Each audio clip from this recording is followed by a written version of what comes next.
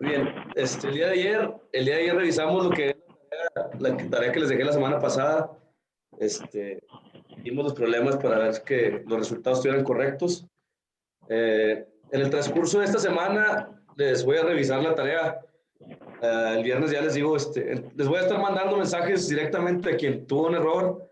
Yo reviso cada problema bien y veo si tiene algún error donde lo tuvieron y se los comento para que salgan de esa duda. Nomás denme oportunidad porque sí está complicado revisar todas las tareas. Casi no, la verdad casi no tengo tiempo. Pero al final de la semana sí va a estar todo terminado y ya revisado. También los que no la han entregado tienen hasta el viernes. Recuerden que pues vale la tarea, ¿verdad? Vale, va a ser parte de la calificación del mes. Entonces, sí es importante que la entreguen. Aparte que vale, pues es importante que practiquen la parte de las matemáticas y la física que vimos en las primeras 2 semanas. Entonces, sí creo importante ambas cosas que la realicen y que la entreguen, ¿verdad? Porque pues vale su calificación y aprenden aparte. Salen las dudas que tengan, ¿verdad? Entonces, muy bien. El día de ayer comenzamos a ver ya el siguiente tema, que es la parte de la máquina de moldeo por inyección y los equipos periféricos, el molde. Vamos a ver toda esa parte. Eh, lo, lo más importante lo vamos a estar viendo todo a detalle, ¿verdad? Por decir, ayer vimos la parte de la máquina, cada una de sus partes, pero no nada más las partes, sino que a detalle cómo hace su funcionamiento. Entonces, como ayer fue día festivo y pues muchos, los que estamos aquí en México, creo que nomás ahí John y Wilber son de otros países. Los que estamos en México, pues descansamos en las compañías. Entonces, pues a lo mejor también creyeron que aquí también era día de asueto, pero no. Aquí no había día de asueto, aquí no hay días de asueto. Porque pues yo digo, están pagando, entonces hay que aprovechar. Y la otra es que pues perder un día de aprender sobre este tema, pues no.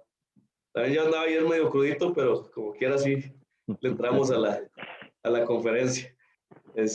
Bueno, muy bien. Entonces vamos a comenzar con el siguiente tema.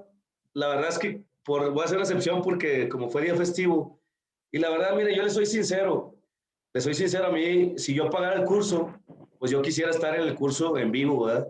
No verlas grabadas. Verlas grabadas va a ser una opción para cuando a ustedes se les presente un problema y no esperen que las entregue y yo les entregue la grabación, termina la clase y se las entregue de inmediato. ¿Por qué? Porque no me la entrega Zoom de volada, sino se tarda a veces 1 hora, a veces 2 horas, y ya me quedo dormido y ya no la pongo. En la mañana me levanto y voy directo sobre el trabajo y llego y pues a veces hay tiempo en la mañana, casi no, pero entonces no esperen que la grabada le salga así como que en la mañana bien temprano o en la noche antes de dormir. Está medio complicado. Lo que sí es que sí me comprometo a subirlas, ¿verdad? Que las tengan ahí durante una semana para que las puedan consultar. Pero a mi gusto, a mi parecer, las clases deberían de ser como en vivo, ¿verdad? Que las vean ahí en el instante. No es lo mismo estar aquí que verlas grabadas. Verlas grabadas a veces hasta da flojera. Entonces, yo sí les pido que hagan el compromiso mejor de estar viniendo a las clases para que pues, aprendamos un poquito más y tengan sus dudas y las resolvamos aquí en la clase en vivo. ¿Ok? Es que ayer nos tocó Entonces, vamos arranque a de comenzar. planta. ¿Mande? Es que ayer nos tocó el arranque de planta en la noche, en la tarde, noche, ya valió. Sí, Víctor, no te preocupes, por eso les digo, hay ocasiones en las que no podemos, y muy bien, o sea, para eso son las clases grabadas, nomás, sí, véanla, pero de preferencia, pues sí, en vivo, ¿verdad? Y no es un regaño, nomás es una recomendación, ustedes saben al final lo que hacen, ustedes pagan y ustedes mandan, ¿verdad?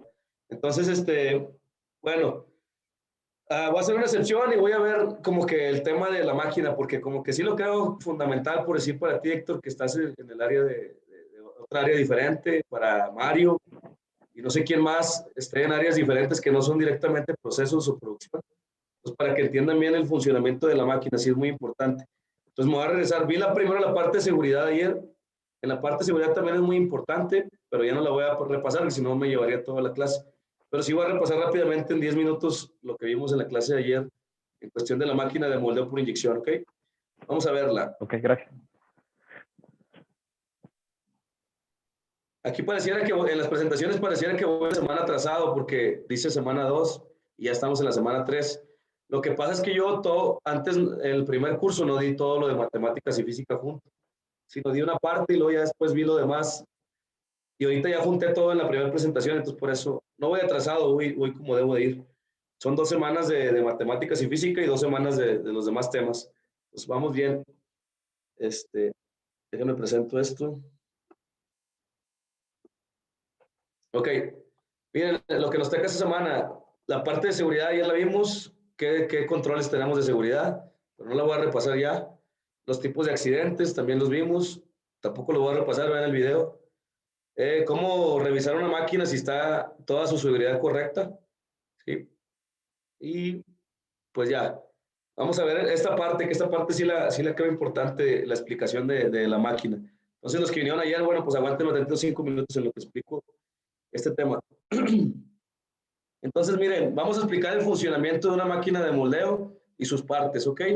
Tiene dos grandes partes la máquina de moldeo por inyección, dos grandes partes, se divide en dos grandes partes. La primera parte es la parte de la derecha, que es la unidad de inyección, ¿sí? Toda esta parte se llama unidad de inyección. Y la parte de la izquierda, que es la prensa o unidad de cierre, ¿sí?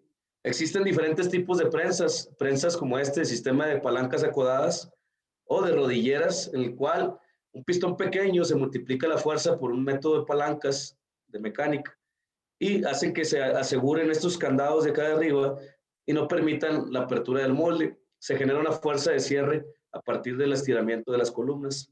¿Ok?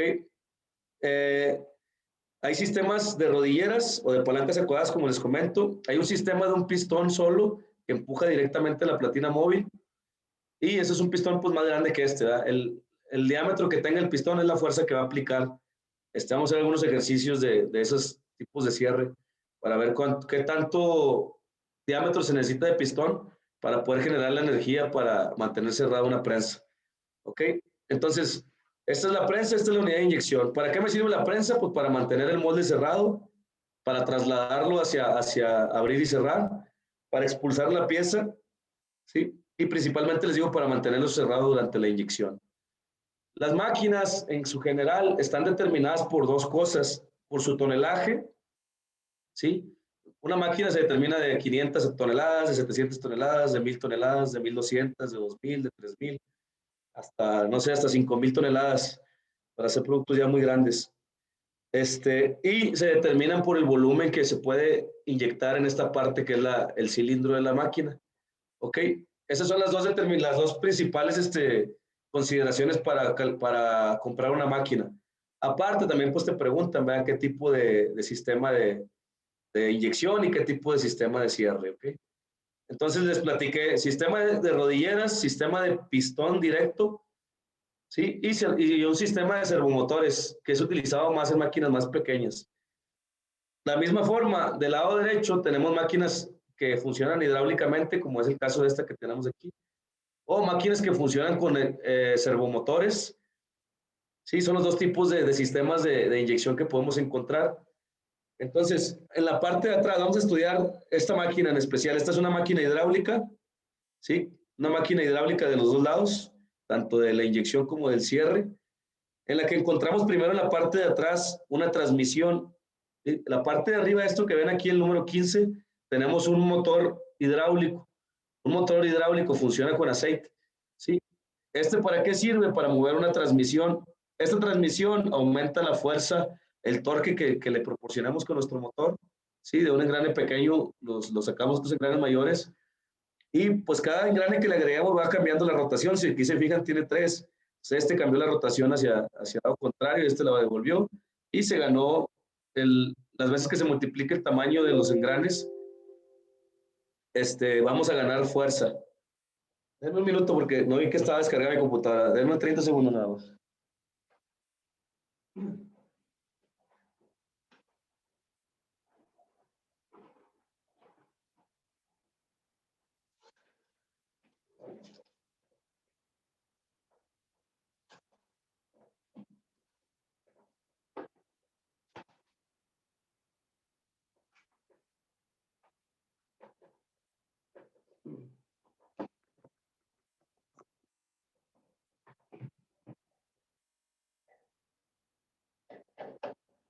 Entonces les comento, esta transmisión lo que hace es multiplicar la fuerza y con el sistema de engranaje de la transmisión, pues también cambias el sentido, dependiendo cómo quieras tú girar tu barril. Entonces, esas son las dos funciones de la transmisión. Tenemos otras máquinas ahí en la empresa que no tienen transmisión, que tienen un motorcito directo aquí para la carga. Eso nos genera muchos problemas porque no hay sistema de multiplicación de fuerza y entonces batallamos mucho para cargar. Entonces ahí el diseño está pues muy pobre, ¿verdad? Para la máquina esa para el costo de la máquina traes un diseño muy pobre. Pues para eso nos ayudan esos sistemas mecánicos para multiplicar fuerzas y ayudar a pues a que haya una correcta carga, ¿verdad?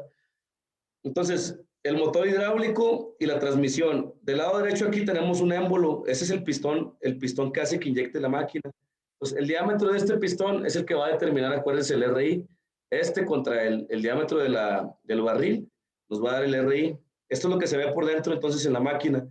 Si se fijan aquí en la parte de salida del aceite que va al tanque, tenemos una válvula check, una válvula de un solo sentido. No, perdón, una válvula check, no, una válvula proporcional para controlar la cantidad de aceite que va a salir del sistema de inyección. ¿Para qué nos sirve Para hacer una presión aquí adentro cuando esté cargando la máquina. Se le llama contrapresión a esta presión que se genera por cerrar más esta válvula. Las máquinas antiguas tenían esta válvula así directamente y tú le movías a una perilla y la hacías girar. Entre más le cerrabas, más contrapresión generabas en esta parte. Ahorita se hace con válvulas proporcionales. Entonces, ¿qué alimenta a este pistón y a los actuadores que tenemos? Tenemos un actuador aquí, que es el que inyecta. Tenemos un actuador aquí, que es el que hace que jale la unidad de inyección o la mande hacia atrás y hacia adelante. Tenemos un actuador aquí, o pistón, que es el que hace que expulse la pieza. Tenemos otro actuador aquí, que es el que provoca el cierre y la apertura de la máquina. Entonces, todos esos actuadores vienen de válvulas bidireccionales, ¿sí? Nada más hacen adelante y atrás, ¿ok? Las válvulas bidireccionales todavía vienen de válvulas proporcionales, ¿sí? ¿Para qué? Pues para dividir las presiones que se mandan a cada parte del sistema, ¿sí? Si tú le dices, ¿sabes qué? Quiero 275 bares aquí, hidráulicos. Entonces la válvula proporcional abre toda su flujo y provoca que se genere una presión acá de 175 bares. Y dependiendo cuánto flujo le exijas tú en cada uno de los actuadores, pues la máquina va a estar mandando por las proporcionales aceite. Y van a ir directo a una dirección bidireccional que nada más va a ser pues, para hacer hacia adelante o hacia atrás. En este caso es lo mismo, hacia adelante, hacia atrás, hacia adelante, hacia atrás, hacia adelante, hacia atrás. Pues son puras válvulas bidireccionales que vienen de proporcionales. Y esas válvulas proporcionales vienen de una bomba que es la que se encarga de empujar el aceite. Y la bomba la mueve un motor eléctrico. Entonces tenemos un motor eléctrico, una bomba, una distribución de válvulas proporcionales, controladas de manera proporcional, vamos, y de ahí a válvulas bidireccionales que son las que activan los diferentes actuadores de la máquina. ¿Ok? Esa es la parte hidráulica.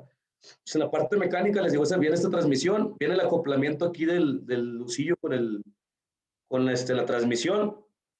Y pues tenemos aquí en la parte del centro un usillo o tornillo sin fin, o le llamamos de diferentes formas dependiendo de las compañías y de los países. Al final del usillo tenemos una válvula check, ¿sí? Una válvula check que no permite el flujo hacia atrás cuando se está inyectando. Y cuando se está cargando se abre para permitir el flujo hacia adelante. ¿Ok? Entonces esta no permite el paso hacia atrás cuando inyectamos, se hace hacia atrás y se comporta como una jeringa, así como la parte del bastón, el vástago de una jeringa. Entonces, de eso se trata lo que hay aquí adentro. Aquí arriba tenemos una tolva.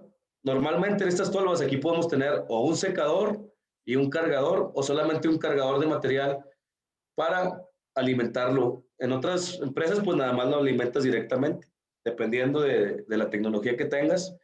Llevas aquí un cargador o no, o llevas un secador si es necesario por los tipos de materiales que utilices, un secador directo de la tolva. En la parte de aquí tenemos un sistema de la garganta y un sistema de enfriamiento. Aquí tenemos que tener un sistema de enfriamiento donde nos apliquen agua en esta parte para enfriar, para que el calor del barril no suba hasta aquí y no se me genere aglomeraciones de material. O en su defecto, si tú pones muy fría la garganta, que no se te haga condensación, esa condensación se va a convertir en humedad en tu resina. Entonces se va a llevar la humedad y vas a degradar el material. Entonces aquí es importante el control de temperatura en la garganta. Ni tan fría que condense y ni tan caliente que aglomere. ¿Ok? Entonces eso es lo que tenemos aquí en la garganta, el sistema de enfriamiento de la garganta. Nuestro husillo, nuestra válvula check, nuestra boquilla, ¿sí? La boquilla que va a ser el contacto que vamos a tener con el molde, directamente con el molde. Nuestro pistón que va a retraer o a pegar o a despegar la unidad de inyección del molde. Nuestras T-bars, ¿qué detalle tiene nuestras T-bars? Miren, pues las T-bars son las que van a generar la fuerza de cierre se va a generar en las T-bars. Las T-bars se van a estirar algo así como 1 centímetro más o menos, dependiendo cuánto tonelaje le apliques. El tamaño de la T-bar, si es así, se va a convertir en más largo. Ok. El estiramiento ese que se genera, tiene que estar parejo, ¿verdad? En la máquina. Tenemos aquí unas tuercas, 4 tuercas, y en la parte de este lado tenemos un sistema mecánico también, que es el que nos va a dar la altura del tamaño del molde. Dependiendo del tamaño del molde, nosotros vamos a mover aquí tenemos un motorcito que mueve un engrane chiquito, y luego hay un engrane mayor, y hay 4 engranes, uno en cada barra. En este sistema de rodillas así es. Un engrane en cada una de las barras. Entonces, cuando tú quieres hacer más grande el tamaño del molde, tú nada más lo que haces, pues mueves el motorcito, el que mueve el tamaño del molde, que mueve el engrane mayor, y ese engrane mayor mueve los 4 de las barras y hace que toda esta parte es movible. Toda esta parte tiene una corredera aquí abajo y se mueve hacia atrás y se mueve hacia adelante. ¿Sí? Dependiendo de qué espesor quieras. ¿Qué pasa si yo tengo un tonelaje en una barra de 400 toneladas y en otra de 300 y en otra de 300 y en otra de 100? Que estén disparejas las barras. Se hace un estudio, que lo vamos a ver más adelante en detalle, pero se hace un estudio del estiramiento de las barras, ¿sí? Se colocan en la parte de atrás unos relojitos, unos comparadores de distancia. Entonces tú haces la fuerza de cierre y detectas cuánto es lo que se estiró cada una de las barras. ¿Sí? Pones uno en cada de las barras y ves cuánto es lo que se estiró, cuántos milímetros. Y haces una lista, haces un diagramita y pones ahí la diferencia. Si hay más del 5% entre una de ellas, lo que tienes que hacer es retirar el engrane mayor, mover el engrane que está desajustado y volver a meter el engrane mayor y hacer el ajuste así hasta que tú logres que tus 4 barras estén como deberían de estar, ¿verdad? Con el mismo tonelaje cada una. Entonces, esa es una prueba que se le hace a las barras para saber que el tonelaje lo tienen. Por otro lado, la máquina tiene niveladores en la parte de abajo. En las patas hay niveladores. Esos niveladores se tienen que ajustar para tener una nivelación horizontal y vertical, para revisar que toda la máquina esté nivelada, porque el nivelaje es muy importante y la tensión de las barras y el paralelismo son 3 valores muy importantes. ¿Qué va a pasar si tenemos desnivelada la máquina? Podemos quebrar un T-bar. ¿Sí? Entonces la máquina tiene que estar bien niveladita con una precisión de 0.005 pulgadas. ¿Sí? Es un nivel de esa precisión el que se utiliza para nivelarla. Y tienes que tener una barra cuadrada que atravieses aquí entre las columnas y entre las correderas para poder tomar pues la nivelación, en la medida de nivelación. Es otra prueba que se le hace a la máquina, la prueba de nivelación con los niveladores de abajo, la prueba de tensión de las barras para saber que esté correcto y la prueba del paralelismo, el paralelismo aquí. Entonces, todo esto lo vamos a ver a detalle, ahorita nada más es como general, pero cada una de las pruebas que se le hacen pruebas de linealidad a la unidad de inyección para saber que tiene la misma repetibilidad y linealidad, para ver qué tan bien inyecta dependiendo de lo que tú le capturas en la pantalla. Entonces les digo, todas las pruebas las vamos a ver después. Ahorita nada más es que conozcan cómo es la máquina y cómo funciona básicamente. ¿Ok? ¿Alguna pregunta de esta parte?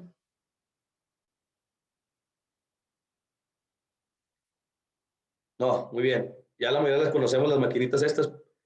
Ya nada más sería ver pues a detalle todo, ¿verdad? Entonces, como les comentaba, 3 principales partes. Yo les dije 2, Aquí están agregando también una tercera que es el molde, entonces vamos a ver esta parte ahorita, vamos a ver esta parte también y vamos a ver la parte del molde, ¿sí? ¿Ok? La unidad de inyección, ¿cuáles son las funciones de la unidad de inyección? Pues son fundir el plástico, son inyectarlo y presurizarlo, ¿ok? Lo fundes, lo inyectas y lo presurizas. Son las dos etapas de la inyección. Más, ¿ok? Muy bien. Esas es las funciones de la unidad de inyección. ¿Qué se controles se tienen en la unidad de inyección? Pues preparamos el plástico, ¿cómo le calentamos en la garganta? ¿Verdad? No, es que yo pensé, ya, yo también Yo pensé. te dije que hago clic derecho, clic izquierdo. No, Ok. Muy bien. Entonces, preparamos el plástico. ¿Cómo? Con temperaturas. ¿Dónde? En la alimentación de la garganta. ¿Cómo debe ser la alimentación de la garganta, Víctor? Debe de ser una temperatura menor o de acuerdo al porcentaje de utilización que tengas tú en tu barril. Ok, pero debe estar tan fría que, no tan fría que qué, y no tan caliente que qué. Ah, no tan fría que ayer lo noté. Ah, no, no tan fría para que, bueno, en mis palabras es no tan fría para que no se... No, Luis, eso sí quiero anotarlo. Ok, la temperatura de la garganta debe ser no tan fría que condense y no tan caliente que apelmace, o no sé cómo, como dices tú, con mis propias palabras, sí. A veces alguien le dice apelmazar, yo le digo apelmazar, alguien le dice, no sé, que se aglomere, que se...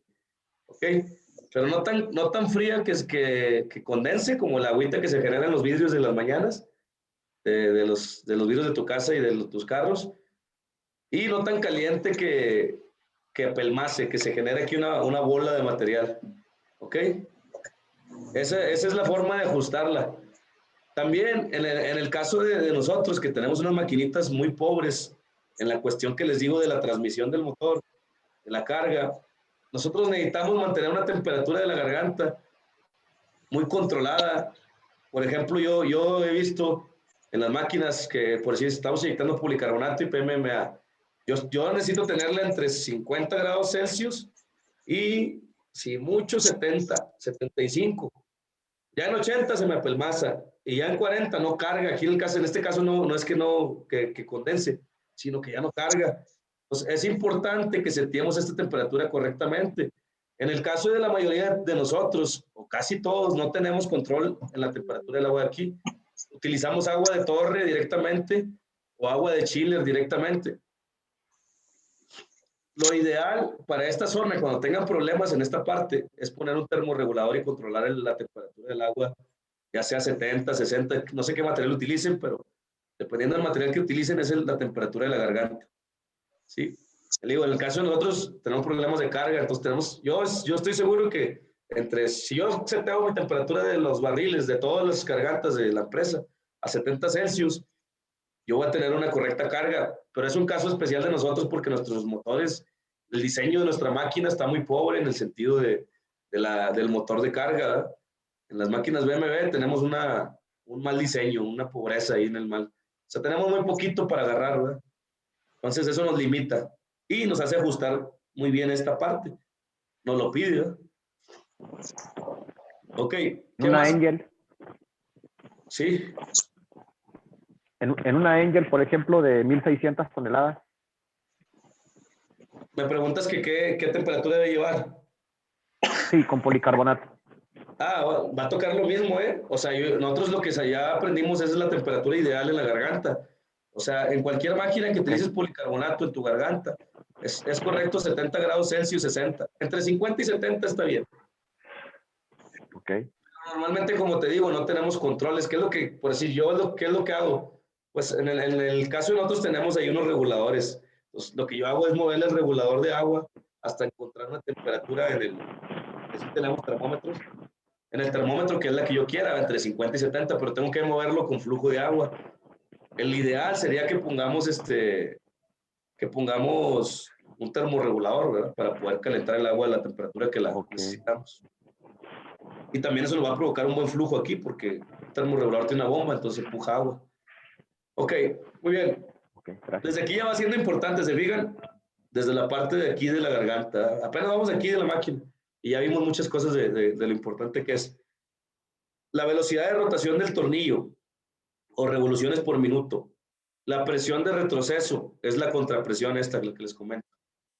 Y la posición de retroceso del husillo, o sea, el tamaño discal. Estas son las partes, los controles que se tienen para cargar, ¿ok? Velocidad de rotación, ¿qué tan rápido? Ahí, miren, hay que hacer un ajuste entre la velocidad de rotación, la contrapresión y la descompresión. Esos 3 parámetros te sirven nada más para una cosa, para preparar el plástico. ¿Qué significa? Para dejarlo a una temperatura de masa que nosotros queramos, que necesitemos, que es la que nos recomienda el proveedor. Entonces, todos los resultados del ajuste de las temperaturas del barril, del ajuste de las velocidades de carga, del ajuste de la contrapresión que se aplica aquí para que no se haga la carga, todos esos ajustes, nuestro resultado que queremos va a ser nuestra temperatura de masa. Nosotros vamos a ajustar la velocidad de revoluciones, la contrapresión, la descompresión y las temperaturas del barril. Esas 4 cosas las vamos a ajustar para sacar un resultado. ¿Y qué resultado es? La temperatura de masa. ¿Sí? Ese va a ser nuestro indicador de que todo lo que hicimos antes aquí en esta parte, en la parte de preparar el plástico para inyectarlo. Puede haber una cosa, una variable, por ejemplo, puede ser que tengamos nuestro material pigmentado y requeramos que haya una mezcla homogénea. Entonces, ahí vamos a tratar de utilizar pues, más revoluciones, más contrapresión, pues para poder generar más presión aquí y revolver mejor el material y entregarlo pues más homogéneo. Pero al final de cuentas, seguimos en lo mismo. Lo que necesitamos es la temperatura de la masa, ¿ok? Y la apariencia de la resina al inyectarse, ¿verdad? En el caso de que se utilicen colores, materiales pigmentados, vamos. Ok, entonces la parte de preparar el plástico. La parte de fluir el plástico, o sea, la primera etapa de inyección. ¿Qué controles tengo? Tengo la presión, impulso alta, primera etapa, ok. Las posiciones, las velocidades, los tiempos y la velocidad de transferencia de presión o la posición de cambio en tiempo. Ok, ¿qué dice aquí? Bueno, ya lo que sigue, primero dijimos que íbamos a fundir el plástico, ¿eh? La primera, fundir el plástico. Ya dijimos cuál es el resultado de fundir el plástico. Ahora va a ser empujar el plástico hacia el molde. Para empujar el plástico hacia el molde, vamos a tener presiones. De una vez les adelanto, ¿cuánta presión debes de setear en tu máquina, Víctor? Al principio es la máxima. Ok, de inicio le ponemos la máxima. ¿Por qué? Porque en la primera etapa se controla velocidad. Velocidad, no se controla presión. Pero eso nada más al principio. Cuando tú ya hagas tu ajuste de velocidad y encuentres la velocidad óptima de acuerdo al estudio de viscosidad, tú ya tengas la presión que se generó máxima, que puede ser, un ejemplo, 140 bares, tú vas a setear la presión de primera etapa en 145, un poquito más arriba de lo que necesitó. ¿Para qué? Para dejarlo como fusible en el caso de que pase algún tema de que se te tape una cavidad y se vaya todo por un lado. Entonces se genera más presión, entonces se bloquea la máquina y la presión se controla a los 145 que tú le pusiste. Entonces, algo importante aquí en las presiones, en la primera etapa no se controla la presión, solo te sirve como un fusible después de que ya tú encuentres la presión máxima que se generó, de acuerdo a la velocidad que tú le seteaste. Posiciones, de una vez también les adelanto aquí, las posiciones, en la inyección se pueden inyectar a diferentes velocidades y diferentes posiciones. Lo ideal es que se pueda con una sola, pero hay muchas restricciones que se las voy a platicar cuando hablemos del proceso. Entonces, normalmente debe ser una sola velocidad, una sola posición y ya. Pero cuando tengamos restricciones, pues vamos a tener que perfilar. Entonces, esas son las posiciones donde hacemos cambios de velocidades. Esas son las posiciones que se utilizan. Velocidades, ¿qué velocidades? Bueno, vamos a hacer un estudio que se llama estudio de viscosidad. Para eso nos sirve el RI, la presión plástica, el tiempo, el shear rate, el esfuerzo de corte, la viscosidad relativa. Todo eso nos sirve para encontrar las velocidades de la primera etapa. ¿Cuáles velocidades? Les adelanto, van a ser las velocidades máximas posibles, ¿sí? Dependiendo de nuestras geometrías, dependiendo de nuestras limitantes en los gates. Hoy vimos un detalle de esos, Mario y yo. No estaba Mario, era un diseñador, un PTC. En cuestión de los sistemas de subgate, ¿cómo se llaman? Submarinos. Ahí hay un problema con no podemos setear las velocidades que queremos meterle porque se satura. después se los muestra ya cuando les muestre qué tipo de gates existen y cómo funcionan. Ok, los tiempos. El tiempo de llenado es el resultado, ¿sí? Nosotros vamos a ir a cierta velocidad y vamos a hacer un corte en la transferencia. Una de las posiciones que hay es la transferencia a segunda etapa. Entonces nosotros vamos a hacer una velocidad y a cambiar a segunda. El tiempo va a ser el resultado de la primera etapa, ¿sí? ¿Cuánto se tardó en llegar de aquí a aquí? Y nos va a dar un resultado. Ese es un resultado. El tiempo nosotros no lo seteamos en la primera etapa. En cambio, la segunda sí, pero en la primera no. Después lo vamos a ver a detalle. Las velocidades de transferencia a presión. Normalmente se recomienda hacer un cambio de primera etapa a segunda por posición, pero en unas ocasiones también lo hacemos por tiempo. 3 segundos y cambia a segunda. O por presión. Llegas a 140 bares y cambias a segunda. Entonces, son los tipos de cambios. El recomendado es por posición. De aquí a aquí cambio a segunda y empaco. ¿Ok? Presurización del plástico. Esa es la segunda etapa del moldeo desacoplado en 2 etapas. ¿Qué vamos a setear? Las presiones. Aquí sí vamos a setear presiones. ¿Sí? Les adelanto, ¿cómo se setea la presión de segunda? De una vez para que se les empiece a memorizar. Esto se lo voy a decir ahorita y después cuando veamos el tema ya bien. La presión que se setea en la segunda etapa, nosotros vamos a hacer nuestra inyección a la velocidad que nosotros encontramos como la correcta. ¿Sí? Vamos a inyectar a la velocidad que nosotros encontramos como la correcta y nos va a generar una presión en la pantalla nos va a aparecer. Se generaron 140 bares por esa velocidad que tú quieres. Entonces, por la presión que tú generaste, tú vas a tomar a partir de la mitad de la presión. ¿Cómo encuentro la presión óptima yo en la segunda etapa? Y eso lo aprendí del libro de Moldeo Universal, porque Desacoplado 2 de RJG no lleva ese sistema. Lo encontré en ese libro de Moldeo Universal. ¿Cómo se te da la presión adecuada para la segunda etapa? Pones tu tiempo excesivo, ya sea, no sé, que tú conozcas el material, por ejemplo, el policarbonato, yo sé que a 8 segundos ya es un tiempo excesivo. Normalmente se sella la compuerta entre 4, 5 o 6 segundos, dependiendo del espesor del molde. Entonces pongo el tiempo excesivo, 8, 9 segundos, 10 segundos, y voy seteando presiones desde la mitad de la que generó la presión máxima, y voy subiéndole de 10 bares en 10 bares o de 20, hasta que deje de variar el peso, o deje de moverse el cojín, cualquiera de las dos cosas, dependiendo si tienen una báscula o no la tienen ahí en la mano. Entonces, encuentra la presión en que ya deja de variar el cojín, o que deja de variar el peso si estás pesando las piezas, y encuentras la presión óptima.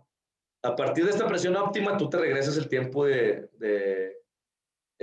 empaque a 0 segundos y le vas agregando 1 segundo, 2 segundos, 3 segundos, 4 segundos, hasta que también deje de variar el peso.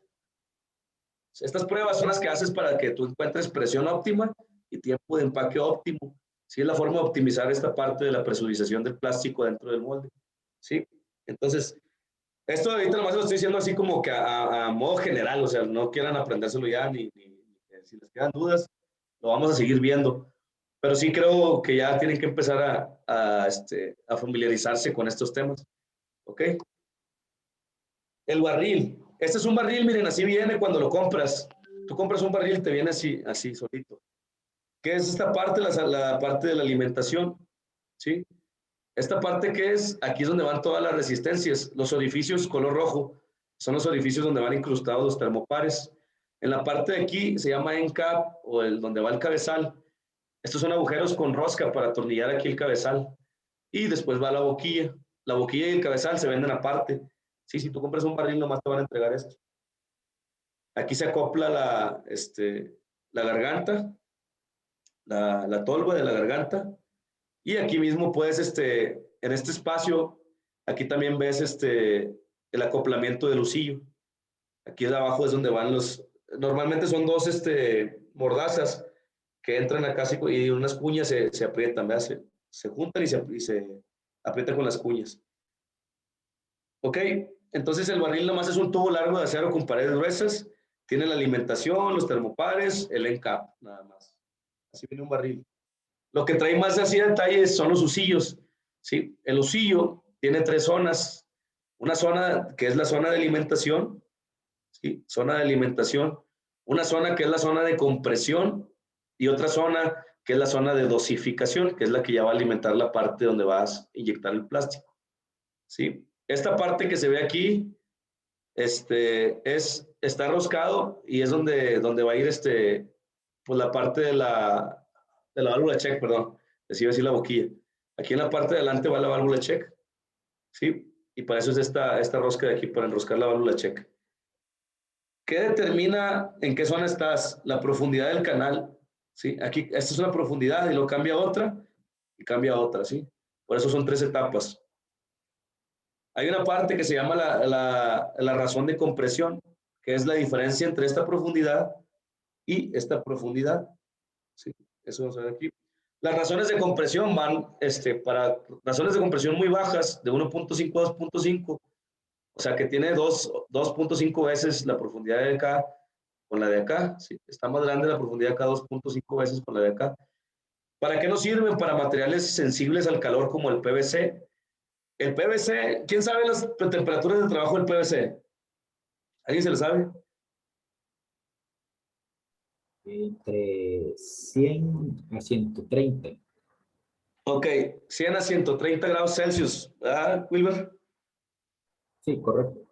Ok, si se fijan, normalmente, por ejemplo, el policarbonato, nosotros podemos inyectarlo desde 260 hasta 330, ¿verdad? Tenemos como 70 grados Celsius de diferencia entre el rango de temperatura que se puede utilizar. 60, 70 grados Celsius nos dan chance de mover las temperaturas del policarbonato, polipropileno, polietileno. En el caso del PVC, el PVC es muy sensible al calor. La temperatura que me dice Wilber, se me hace que está correcta, pero a mí se me hace que el rango todavía es un poquito más cerrado. Son menos grados Celsius de diferencia entre el mínimo y el máximo que se debe utilizar.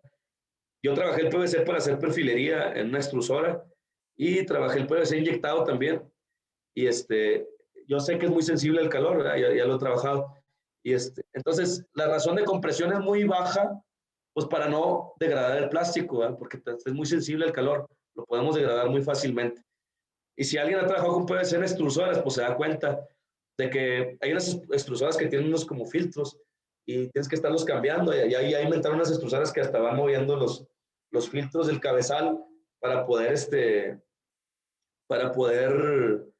seguir trabajando la máquina, porque en otro caso el filtro se satura, se degrada, se queda tapado y ya no puedes trabajarlo. También en las extrusoras de PVC hay unos generadores de vacío también directamente en los cabezales y en la parte del barril para poder extraer todos los residuos, los gases que se generan en el PVC. Entonces es un material difícil de trabajar y sensible. Utiliza una razón de compresión de 1.5 a 2.5 a 1. ¿Ok? Las razones de compresión medianas de 2.5 a 3, o a 3, de 3 a 1 son las de uso general. ¿Como para qué nos sirven? Para el polipropileno, para el polietileno, para no sé, hasta a lo mejor puede ser que el policarbonato puede trabajar con uso general, los materiales de ingeniería pueden trabajar con el de uso general o con el de materiales cristalinos. Este es más para el nylon, el de 3 a 5. Sí, se requiere más razón de compresión. ¿Sí? ¿Cómo se sabe si se tiene la relación de compresión correcta? Se mide la profundidad del inicio, como les dije, la profundidad de aquí comparada con la profundidad de aquí. Y ustedes ya pueden saber qué razón de compresión tiene su usillo. Esta práctica la pueden hacer en su empresa cuando le hagan limpieza a los barriles, para que sepan qué razón de compresión tienen sus barriles y si está correcto de acuerdo a estas reglitas estas son reglitas de GRJG de quienes imparten en Estados Unidos. Una pregunta. Dígame, Wilber. La mayoría de máquinas inyectoras, es verdad que el tornillo viene para material de poliestireno. Por ejemplo, por lo menos la Haitian, veo que no, siempre hacen mención de eso. La mayoría de tornillos vienen solo para, bueno, se basan mediante el poliestireno por la densidad que tiene la más alta. Sí, las referencias siempre son en grados de poliestireno, en el poliestireno.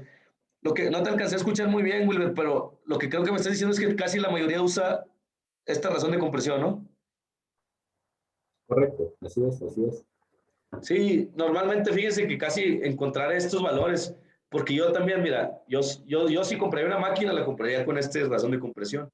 ¿Por qué? Porque yo no, por ejemplo, no utilizo nada más puro PVC o aunque lo utilice, a lo mejor de repente me van a traer algún otro material y no va a poder correrlo, va a tener que quitar el lucillo. Entonces va a ser muy incómodo desarmar toda la parte esa nomás por cambiar de... Entonces por eso la razón de compresión más común es 2.5 o 3-1. Pero si ustedes tienen un problema porque usan puro PVC en su empresa y están teniendo problemas ahorita porque se les degrada mucho el plástico, pues ya saben que su razón de compresión puede ser menor y eso les va a ayudar para que tengan una mejor estabilidad en su proceso. Entonces, esa es una cosa que tienes que saber como quiera, ¿verdad? Aunque sí, como dice Wilber, normalmente utilizamos de 2-1, de 2.5-1, de 3-1. ¿Ok? ¿Qué otra cantidad, qué otras dimensiones son importantes del lucillo? Miren, las cuerdas por zona, ¿verdad? Y el diámetro y la longitud. Hay una razón que se llama razón LD, que la vamos a ver aquí. La razón LD es la razón entre la distancia de longitud y el diámetro. ¿Ok? ¿Cuántas veces a partir de esta parte donde empieza el primer hélice hasta donde donde estaba atornillada la válvula check, tienen que medir esta longitud y tienen que medir el diámetro, pero el diámetro entre un hélice y este hélice, los dos últimos hélices? Esa medida va a ser la razón LD, ¿sí? Relación LD, que es normalmente anda entre 20-1, ¿sí?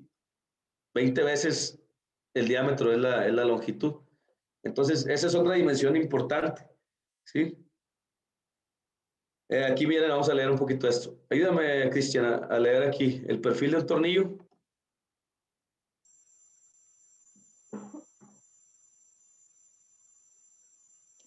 No se escucha tu micrófono, Cristian, pero sí tienes desactivado el...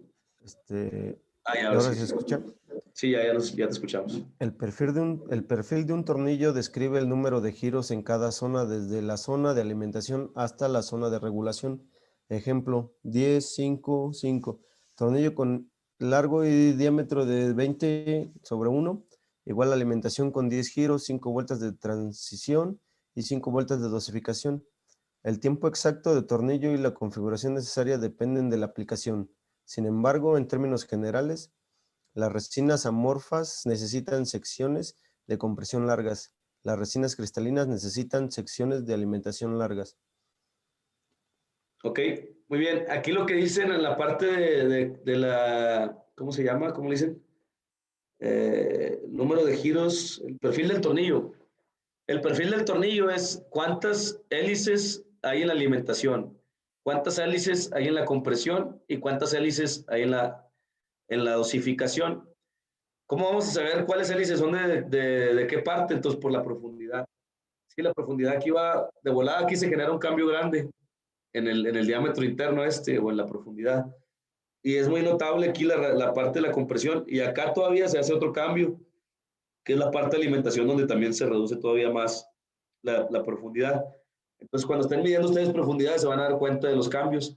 Entonces, tienen que ver cuántos hélices, 10 hélices de alimentación, 5 hélices de compresión y 5 hélices de dosificación. Y lo recomendado aquí está para resinas amorfas, que ahí les voy a dar una tabla para que sepan cuáles son las amorfas, y resinas cristalinas, que es lo que se necesita. Partes de compresión más largas o partes de alimentación más largas, depende si son cristalinas o amorfas. Ok, ahí viene una tabla de cuál es amorfa y cuál es cristalina. Cuando hablamos de los materiales, les voy a mostrar unas tablas de esto. Ok, entonces, importante que es la razón de compresión, que es la diferencia entre esta profundidad y esta profundidad de acá. La razón LD, que es la diferencia entre lo largo y el diámetro de este hélice a este hélice. Y el perfil del tornillo, cuántos hélices de alimentación, cuántos de compresión y cuántos de dosificación. Estas preguntas se las van a hacer ustedes en sus máquinas cuando desarmen un lucillo. Revisen estas dimensiones para que ustedes se den cuenta si están usando el lucillo correcto. ¿Ok? Vamos a hacer este ejercicio pues, para practicar un poco este tema. Si tienen ahí su libreta o si no sale directamente, miren. Tenemos un tornillo que tiene un diámetro de 38.1 milímetros o 1.5 pulgadas y una relación de 25-1. La pregunta es, ¿cuál es su longitud? ¿Quién me contesta? Es muy sencillo el ejercicio.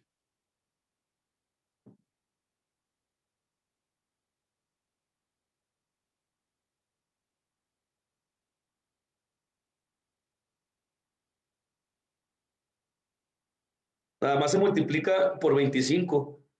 Entonces, el largo de este barril sería 37.5. ¿Sí?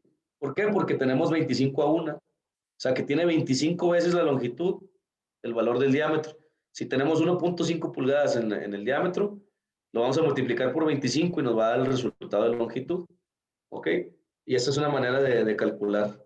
Entonces, nomás es multiplicar, ya sea en milímetros o en pulgadas, por 25 y les va a dar cuánto es la longitud, que para este caso la longitud es de 37.5 pulgadas. ¿Ok? Bueno, es un ejercicio ahí como que rápido, nomás para... Miren, aquí están las partes y cómo se llaman las partes del lucillo, que ya se las comenté. Y aquí abajo dice cómo se va fundiendo el plástico. Se va fundiendo primero en las paredes, después en la parte de atrás se empieza a generar turbulencia. ¿Sí? En la parte de atrás te queda el material crudo delante hasta que quedan pequeños pellets crudos. Si ustedes no setean correctamente sus revoluciones y su contrapresión y las temperaturas del barril, ustedes van a llegar al área de dosificación con materiales todavía crudos.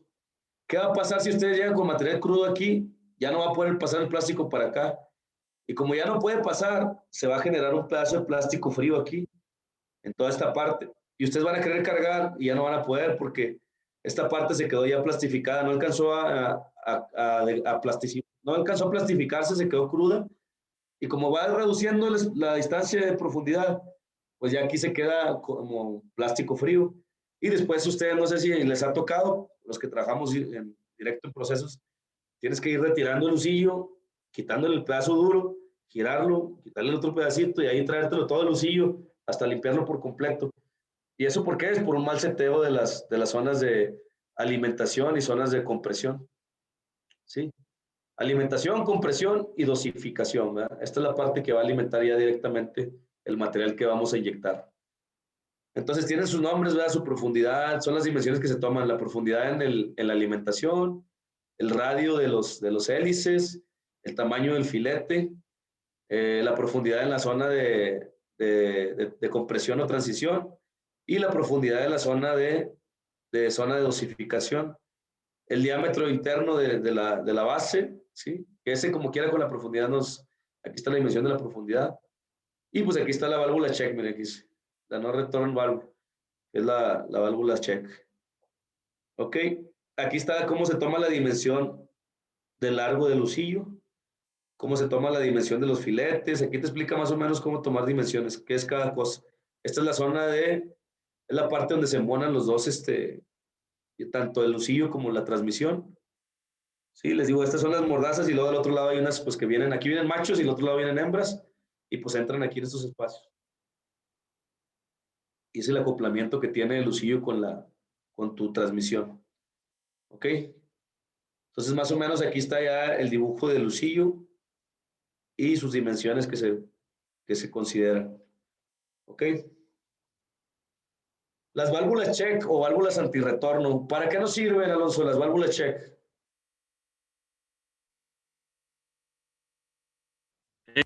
La válvula check, como comentabas hace rato, Inge, no permite el flujo contrario, es decir, si el flujo va hacia un lado, se cierra y no permite que el flujo vaya en sentido contrario.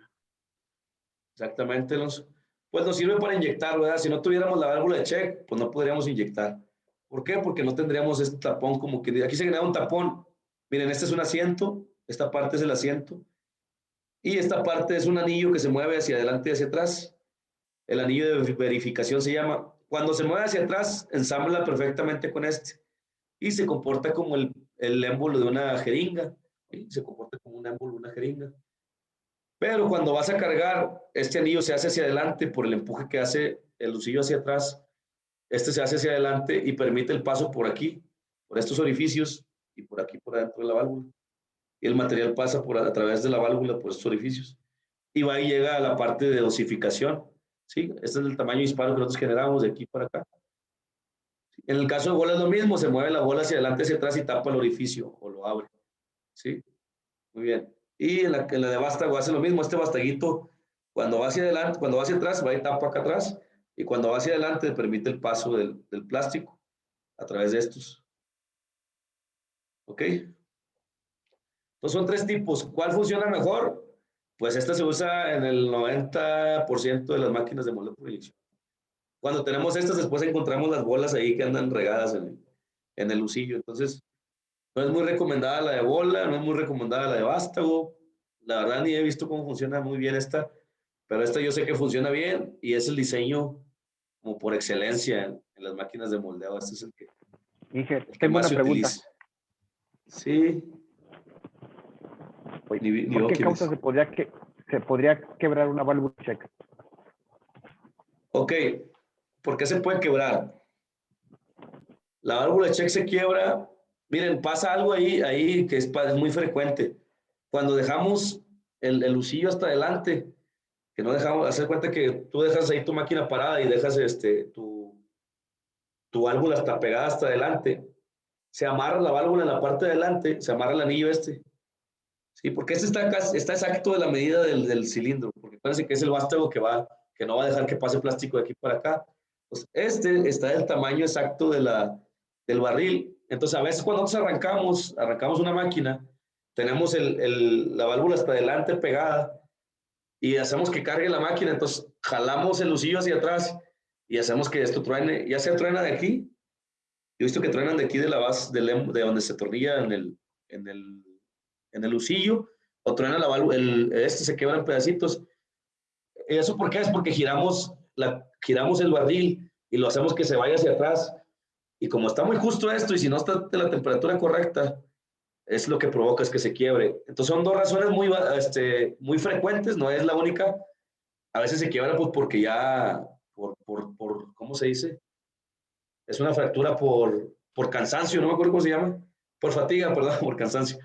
Es una fractura por fatiga. ¿Qué quiere decir? Que de tanto ya estarla moviendo y trabajando, pues llega al punto que se quiebra, ¿verdad? De aquí o de aquí.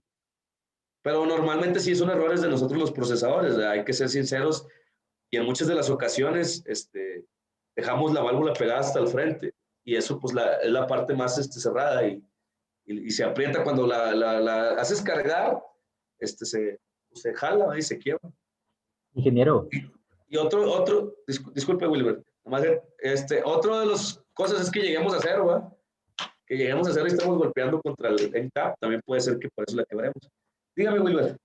eh, a mí me ha pasado ese punto cuando, por ejemplo, una de las bandas de calefacción, principalmente en las que van adelante, están dañadas y el operador no se da cuenta. Como por la misma fricción siempre están la temperatura, pero ya cuando uno mide correctamente no funcionan y esto genera que se quiebre también. Me ha pasado. Exactamente, Wilber. Sí, pues lo que estamos platicando, ¿verdad? Es correcto lo que dice Wilber. Como les digo que esta parte está tan justa al cilindro que pues un cambio de diferente temperatura que se enfríe se va a encoger y va a atrapar a la válvula check. Y tú vas a querer moverla o la vas a estar moviendo y pues la vas a tronar, ¿verdad? Se supone que los controles de temperatura pues nos dicen, ¿sabes qué? Ya no estoy en la temperatura correcta. Pero a veces los técnicos pues le bajamos, ¿verdad? Le bajamos, se bajó, ya me bájale poquito, al cabo ahí se está calentando con la pura fricción. Entonces, esa es una mala costumbre. Por eso el mantenimiento preventivo de revisar físicamente las temperaturas del barril. A mí me gusta mucho cuando yo tengo dudas de temperaturas del barril. No, ya son las 10. Me acordé de la hora porque ya es tarde.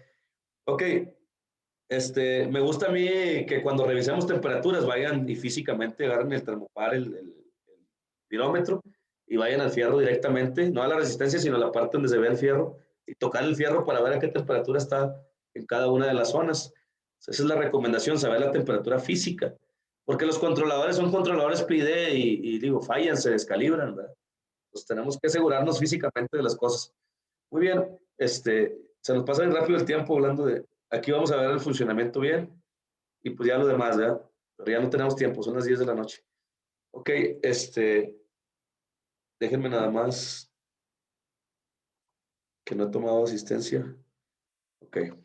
Denme nada más 1 minuto para tomar asistencia porque unos días ni tomo, como ayer.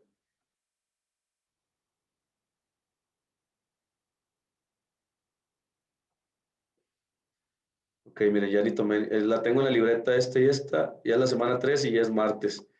Muy bien. Alonso. Wilber sí está. Mario, Sí, presente. Víctor, no. Álvaro, ya no lo he visto por aquí. Héctor. ¿Sí estás, Héctor? Presente. Gracias. Vicente, ¿sí estás, Vicente? No, Cristian, Presente. Juan Genaro, Víctor, Sí, aquí estoy presente. Oscar Antonio Contreras, Fernando, no, Fernando no entró, vamos a eliminarlo. Osvaldo Medrano, Presente. gracias. Él tampoco, ya lo que estamos aquí. Y listo, muy bien. Pues muchas gracias, pasen buenas noches y mañana seguimos platicando. Bueno, antes, si tiene alguna duda, aunque nos perdamos otros 2-3 minutos, ¿qué tiene? ¿Alguna duda del tema de la máquina, todo eso? Bueno, nada más una pregunta. ¿Me puedes explicar otra vez sobre el ejercicio? El ejercicio. Sí, vamos al ejercicio. Sí, vamos al ejercicio. Semana 2, aquí está. Ahí voy.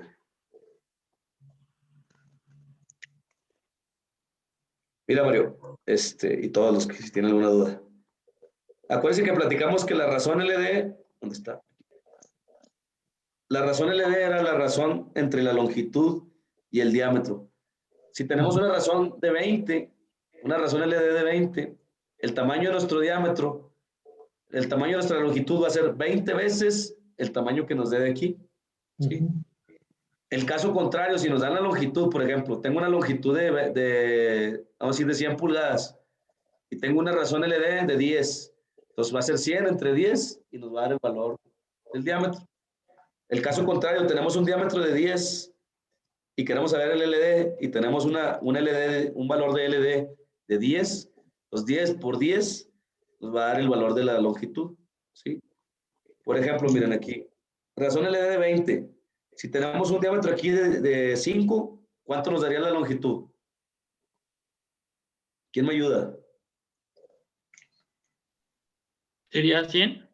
Sería 100 la longitud, porque sería 5, el valor del diámetro multiplicado por la razón.